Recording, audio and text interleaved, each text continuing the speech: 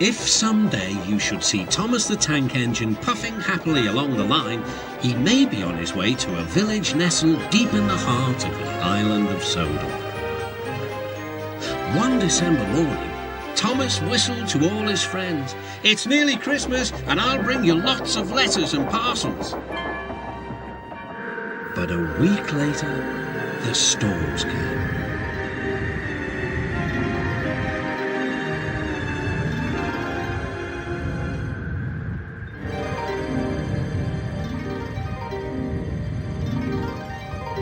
The island was covered with thick snow. The engines found work difficult. Some had to help clear snow from the track, and workmen hacked away at the frozen banks of ice. Thomas and Percy were collecting important post for Christmas. "Driver said there's lots of post for the village," said Thomas. "I'll need an extra truck for it all." Percy was feeling left out. "It's not fair. You're not leaving any post for me." But Percy's chance had come. "There's been a change of plan," said Thomas's driver. "The Fat Controller needs us at the big station. Percy, you are to take Thomas's train to the village." Percy was delighted, but Thomas was sad. "I won't be able to say Happy Christmas to all my friends." "Don't worry," said Percy kindly. "I'll do it for you." "It's not the same," sighed Thomas. Percy was making good time on his way to the village when suddenly... "What's that?" called his driver. There ahead was a fogman by the line. He was holding a red light. "The village is cut off by snow," he shouted. "We need snowplows, workmen and a helicopter. Leave your trucks in the sidings and go back quickly." Percy was soon steaming to Harold's airfield.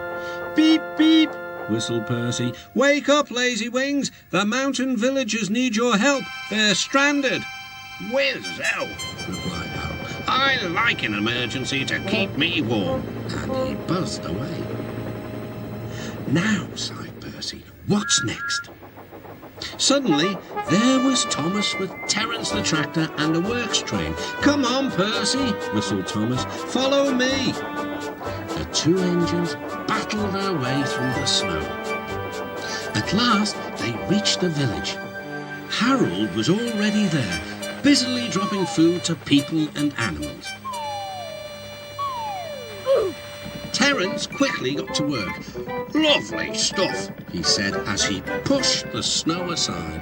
"Well done, Percy! Well done, Thomas!" cheered the villagers. "You're the best Santa Claus this village has ever had." "What's a Santa Claus?" asked Percy. "Santa Claus is someone who drops presents down chimneys at Christmas time." Percy looked at his funnel. "I wonder if—" "No," laughed Thomas. "Chimneys, Percy, not funnels. Which reminds me, your post train is still back in the siding, isn't it?" Percy hurried back to fetch it. Just then, Toby arrived with Henrietta. "We've brought lots of hot drinks and food for the villagers," he whistled. That night, all the engines had gone back to their sheds except Toby. The villagers had made a plan to thank the engines.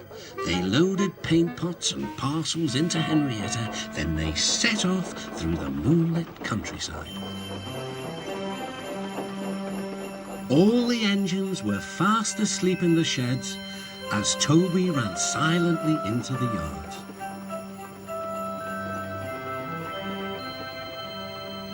He had no idea what the villagers were going to do, but he knew it was going to be a big surprise.